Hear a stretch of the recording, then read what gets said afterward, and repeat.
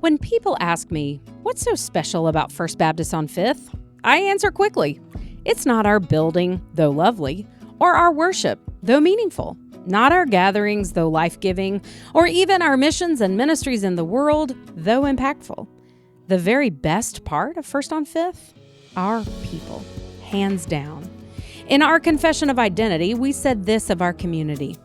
Here, you'll see retirees and families with rambunctious little ones, teenagers discovering their identities, middle-agers juggling all the demands of this season, young people navigating adulthood for the first time, and seniors rich in wisdom and encouragement. You can read our fiery op-eds in the paper, pass us moving about on the city streets, see us building ramps for the underserved, catch us finding beauty in our gardens and on hiking trails, and experience us taking delight in the world. At the core of our community, we are folks who love each other well. And at the core of our life together, we share in meaningful conversation about what it means to live and love in this world. That's what you'll hear and who you'll hear from in our new podcast series called Life Together. Each episode will be hosted by one of our ministers and will feature a conversation with one or two or even several of our beloved church members. They'll answer a handful of questions about their story, about objects or artifacts that represent their journey, about questions or doubts they wrestle with, and why they are a member, and finally, what gives them hope. As you listen to their wisdom and laughter, their audacious hope and abundant love, I trust you'll be as inspired and moved as I am on the regular. T.S. Eliot once asked, "What life have you if you have not life together?" Join us this season for Life Together. Hello and welcome to First Baptist on Fifth Life Together podcast series. Thank you for listening. We are so glad to have three longtime friends in conversation with us today on the podcast. Beth Stainback, Susan Moss, and Sibyl Smelcer have a friendship that dates back to their youth days or children's days, really, as members of this beloved community. And they are what I think is a beautiful example of Anam Cara, that Gaelic word for soul friends or spiritual friends. Your life paths have taken you in different directions, but your friendship has continued in spite of physical separation. Beth and her husband, Gene, have been members here decades, and your roots go back to the Norwood family. I've known a lot of Norwoods at First Baptist Church. Sybil and her husband, David, have been members here as well many decades. Your roots are in the Sharon family, and I've known a lot of those folks as well. Susan and Jim don't live in the area anymore, but we're members here, and they find their way back here regularly, and we're glad every time you come back, Susan, so we're glad to have you here today as well. The first question is really about this friendship. How did this friendship come to be? Was it some friendships grow over a period of time? Some are very spontaneous. How did this friendship come about? Well, I guess being in the youth choir is how I became more attached to these other girls. Was this Fred Kelly years? Yeah, or was Fred this, Kelly, yeah. Mm-hmm. We had a huge youth choir and girls ensemble that started. Actually, it was a bunch of girls who came for extra practice, and none of the guys showed up from the youth choir. And so, one guy did, and after that, it was like, well, we'll just make this women, girls, and we became a pretty tight little group. Yeah, Marty Cook was in it. Who else from... Roper Halverson. Roper was in it after my time. But anyway, it was, we became really good friends with that. Yeah. And just things the youth group did together. Caswell. Yeah. And Sibyl and I became good friends when we were in what was then junior high school. And I spent a lot of time at sleepovers at Sibyl's, and we got into a lot of mischief. And that's the truth. And so we just hit it off, and through church, we all three of us just stayed together. But I would spend the night at Susan's house, and she lived downtown area, and we would walk up here. Oh, wow. Susan would play the piano at home, and then she would come up here and practice on the organ. And of course, I was enthralled with that because I couldn't do either. And so I admired that so much, and she taught me how to sing alto. And we just had great fun. I love the musical connection. There's a musical connection here. Yeah. How or why did you come to be a member of First Baptist on Fifth? Some of you were born into it, I guess, but how did you become a member? And maybe a related question, some of you stayed your whole lives here. How did you stay here? Any response to those questions? Well, when we were talking earlier, my memory, I was in the cradle roll here. So, yeah, I mean, I came because You've my parents never not brought been me. here. Well, actually, I did leave for a short time. But when I was 8 years old, I went to the GA camp my uncle ran, Uncle Wilson. And when I checked in, they said, "Are you a Christian?" And I went, "Oh, of course I am, yes." I mean, that was immediate. But I had not joined the church at that point. And so, because Wilson knew I hadn't joined the church, he got the traveling minister to sit me down and talk to me. And so that is when I actually became a member, not then at camp. But that's when I realized, I have not made my profession of faith. And so when we got back and after I boo-hooed at camp, I thought, I don't know. Anyway, I did join the church then. I was 9. I had turned 9 at that point. And except for a short time somewhere else, I've always been a member here. Yeah. Now, Sibyl, you grew up here, right, from the very beginning? Yes. So my story is similar, going to camp, professing your faith. But I would never leave my church because what has kept me here, it's what you said Sunday at church. We have angels among us and the saints that have gone before us. The generations that I can remember tie me to this church. I would never leave. I have just good, strong memories. How about you, Susan? And I was not in cradle roll, but my family moved here to Winston when I was starting first grade, and we joined the church at that time. I was baptized here when I was I think I was 9 also when I was baptized here.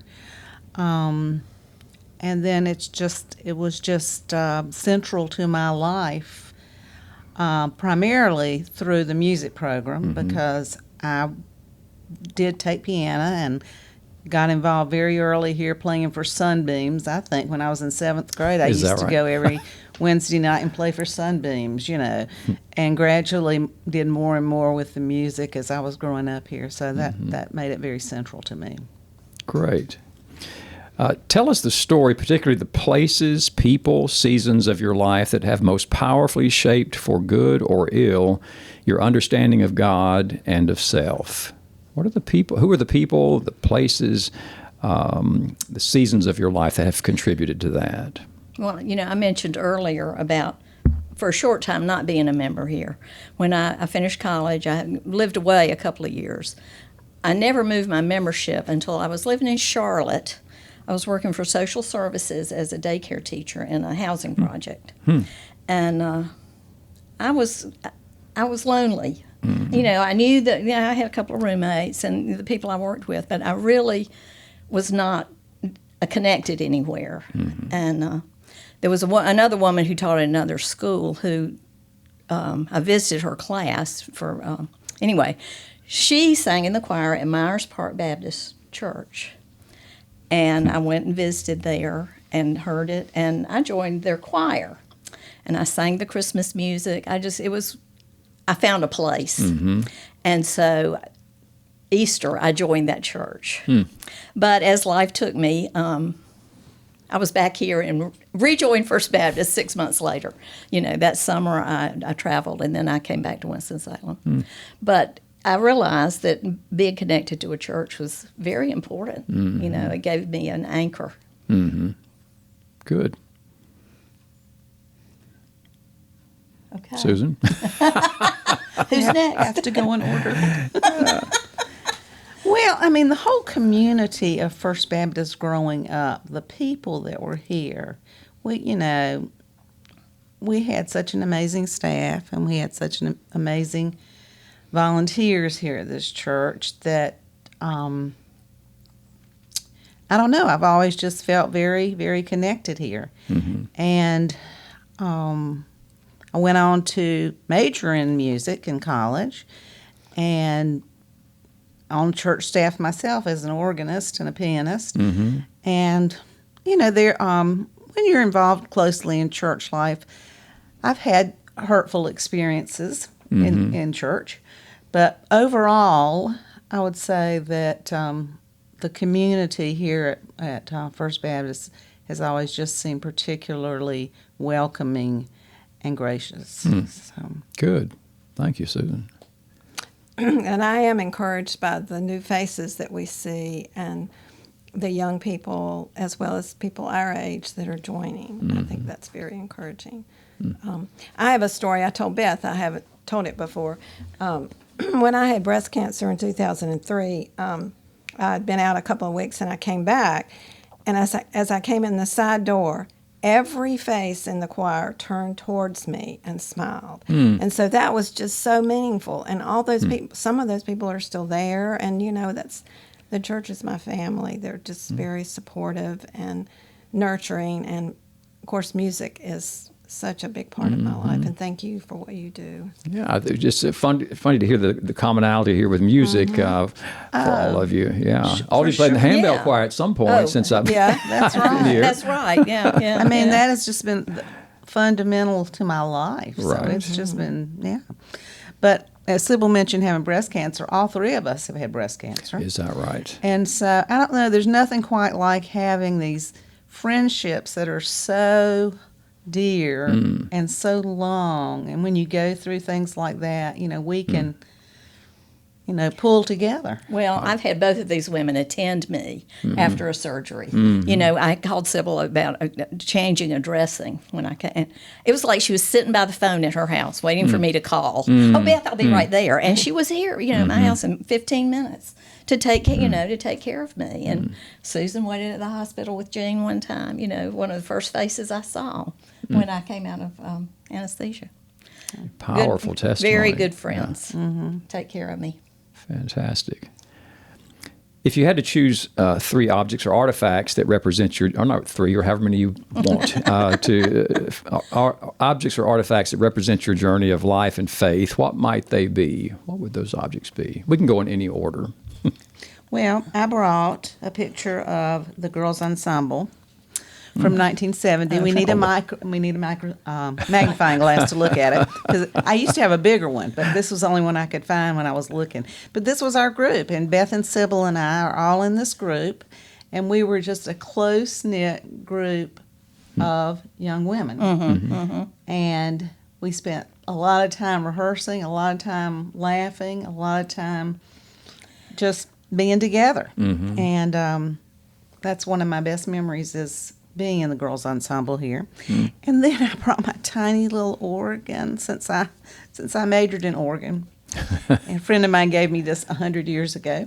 But I just wanted to bring that. Oh, let me turn the light on, because I want everybody to appreciate it has lights. I won't play the music. It's Silent Night. It is Silent Night. So I get this out every Christmas, and it just reminds me of the wonderful foundation I had here, and I studied at Salem College, and just my whole upbringing here in Winston as far as learning music and And you've played the organ in how many churches? A number of churches? A number of churches, My longest time was in Wake Forest, North Carolina, at Wake Forest Baptist, Great. Well, mine, I think we all three have this. I was the one that could find it. Was given to us when we were started in the junior department here, which the junior department is where the music suite is now. Stella Shore was my Sunday school teacher in the room where your office is. And anyway, we all got, a certain A, probably when we went in that department, stamped with our name. And it's written, presented to Beth Norwood. It does say Norwood. 1960 was when I got mine. But the other thing in here that I really am proud of is this certifies that I learned all the books of the Bible. Oh, wow. And that was one thing we did when we got there. We all had to get up and recite all the books, and then we did it by Old Testament. We did for old and then new. And so that was signed by my Sunday school teacher. And all of you got one of those. Yes. Yeah, that's fantastic. So, yeah. Great.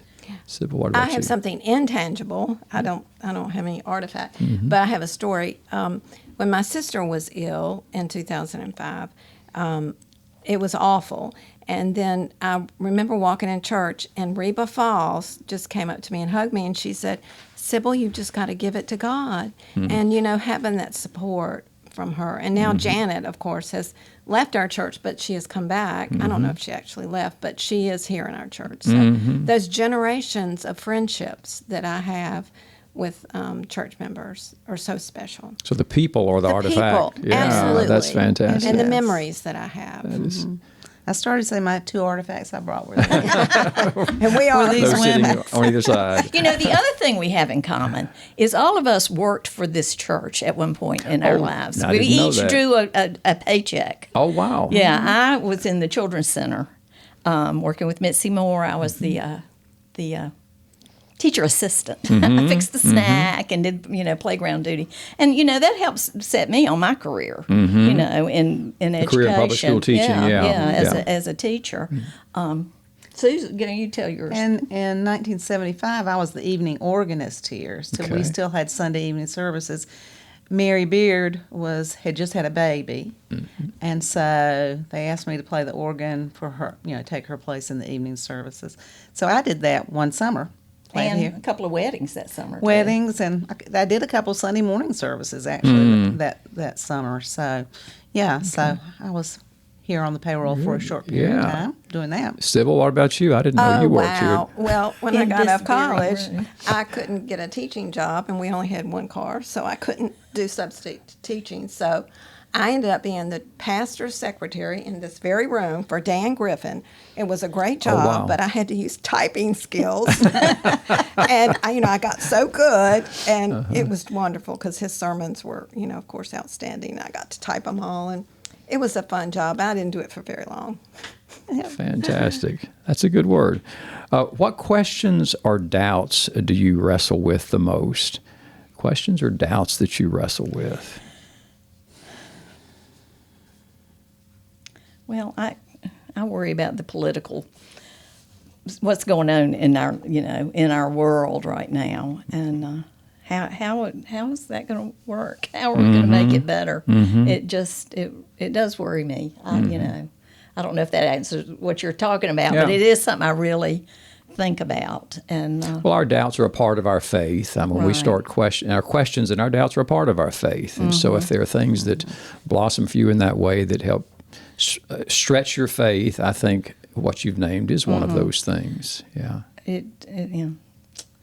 Well, I think, throughout life, I have, probably deconstructed a lot of my faith and reconstructed, just what we do. We come to new understandings, new things that we believe and hold dear.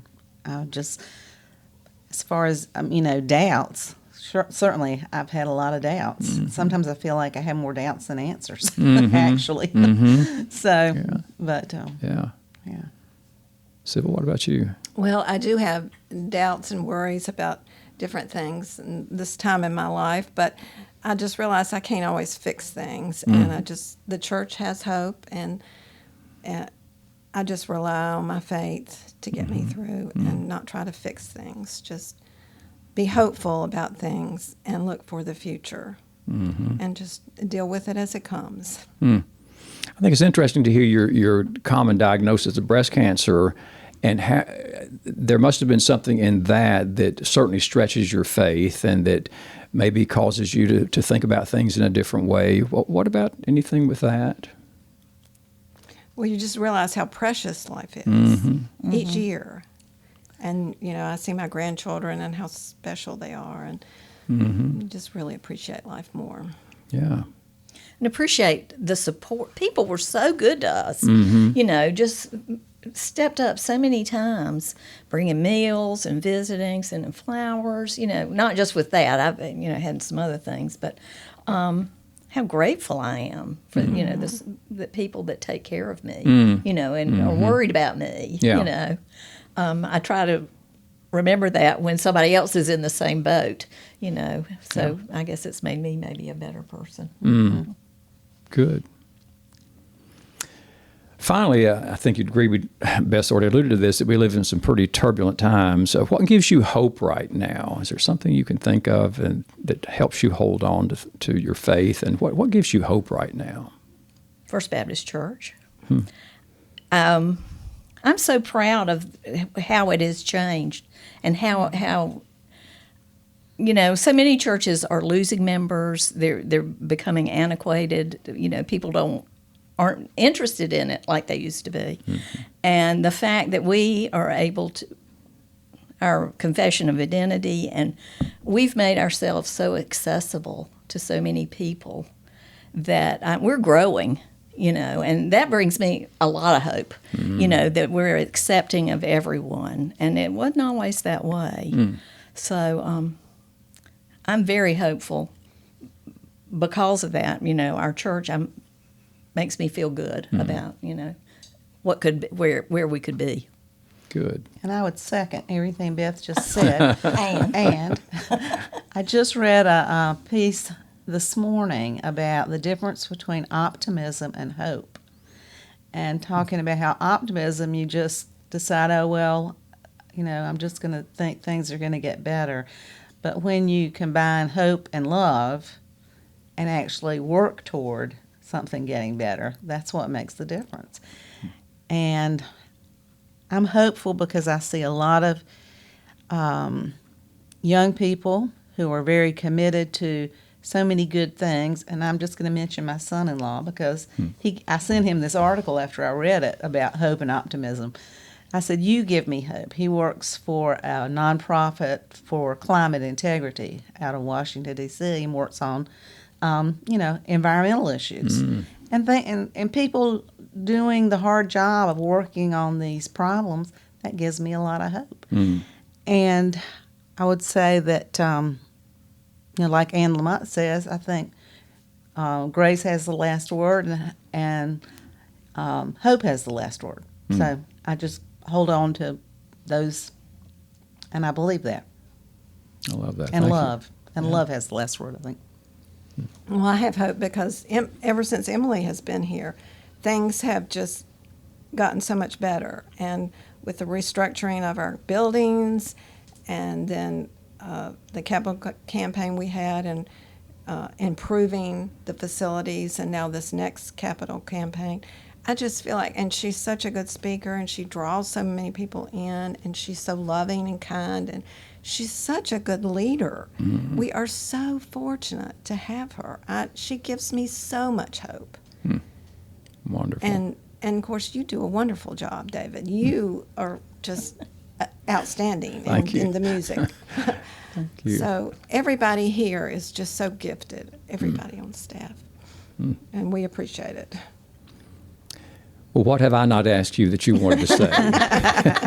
Is there anything, as you all talked among yourselves, that you thought, we've got to get this story out, we've got to say I'm this? trying to think. We should have come up with one good story because we've got a lot of them that we I'm could sure share. you do. I'm sure you do. I'm sure it's one at Caswell that we probably shouldn't tell. Camp Caswell, yes. The youth retreats, youth camps. Yeah. Music Week. We'd go down for Music Week. That's what we always went for Music Week. Yeah. I'm disappointed no one brought a handbell as your object of artifact. Well, I was going to mention the music. You have been a long time in the handbell choir. Over 25 years. Neat to hear all of your musical experiences. I remember saying more than once that hour of rehearsal when we met on Thursday night was my favorite hour of the week. I just enjoyed so much. I'd drag myself home from school. I didn't even go home from school. I was just stay and come straight here. That just brought me so much joy. It always has, and I've had some good leaders in bells. Good. Well, thank you, friends, for sharing some of your spiritual journey. Thanks to Beth, Susan, and Sibyl for sharing in our conversation today, and for you, our listeners, for tuning in to the Life Together podcast. To listen to previous episodes, you can find them on our website, firstonfifth.org, or wherever you get your podcasts. We hope you'll join us again next week.